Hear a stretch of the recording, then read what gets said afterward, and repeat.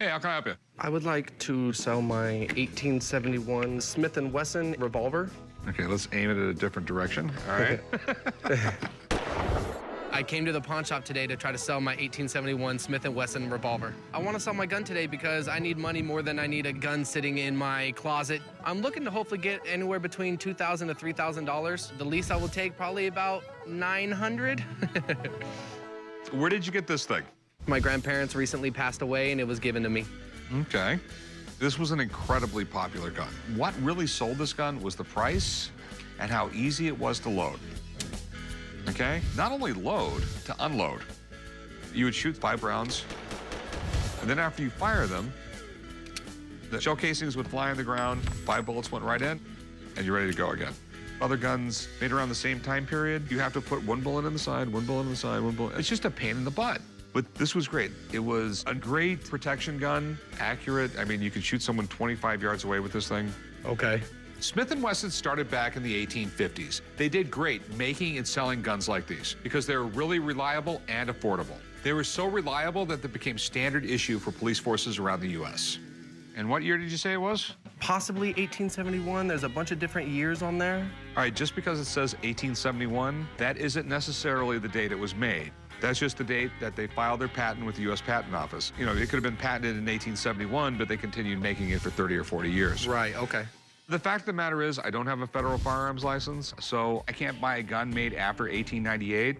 Basically, if it was made in 1899 or newer, it's a modern firearm. There's nothing modern about that gun. Okay, but you have to understand the way federal law works. You can have 2 identical guns. One of them made on December 31st, 1898, and the same exact gun made the very next day. One of them has to be registered, has to have federal paperwork. The other one, none. Okay. It can be really hard to date guns. Not everyone can do it. You need to be able to look at every piece on the gun to see when it was made. Because if you're just 1 day off, you could be accidentally breaking the law, and that is just bad business. I have a friend, he's a walking gun encyclopedia. He'll know everything there is to know about it. So let me call my buddy in here. If everything checks out, I'll make you an offer. Okay, cool. Right on. Thank you very much. Hopefully the expert comes in and lets me know that the gun is from 1871. Hopefully they see what I see. Jimison, how's it going? How's it going, Rick? This is it. All right. I am an antique firearms appraiser, and I specialize in antique weapons pre-1900. What can you tell me about this gun? It's from 1871. It's a top break Smith & Wesson 5-shooter revolver. Okay, why do you think it's 1871? Just curious.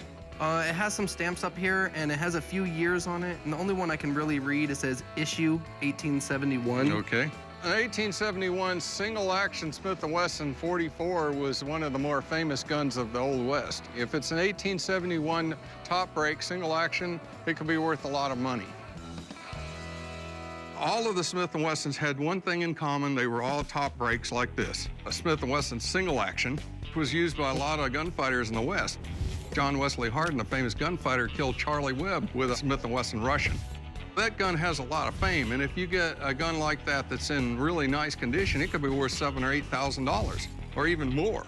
Oh, wow.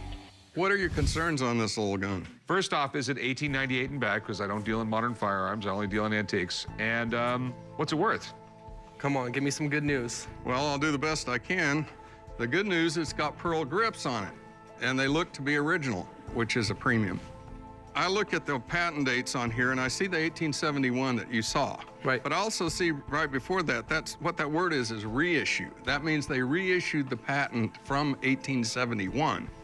In terms of when this gun was made, based on the serial number range, it's in the 400,000 range, and that makes it a 4th model.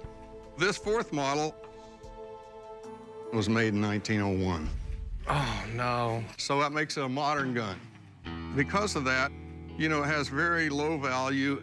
I would say anywhere from $50 to $150. Okay. So, you know, it's more of a relic. It would do no good to have it refinished or have anything done to it. It is what it is. Okay. Sorry. It's what one would consider in the trade fair condition, which means it still functions, but it's pitted, it's loose, it just doesn't have any collector appeal. I guess I'll just have to take it home and let it collect dust like I didn't want it to do. Okay. All right, have a good one. Thank you. It was very disappointing to hear that he thought it was only worth about $200, but what can you do? It's not what I thought it was.